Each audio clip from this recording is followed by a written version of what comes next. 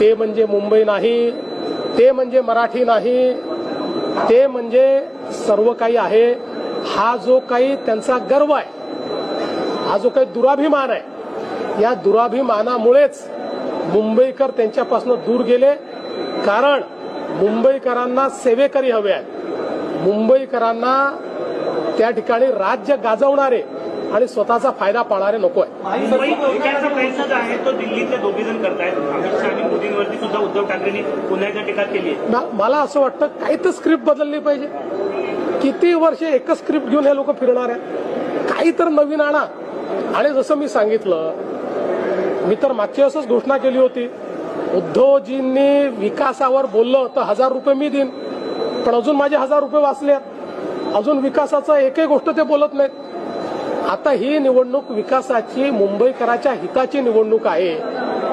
त्याच्यावर ते एक शब्द बोलू शकत नाही.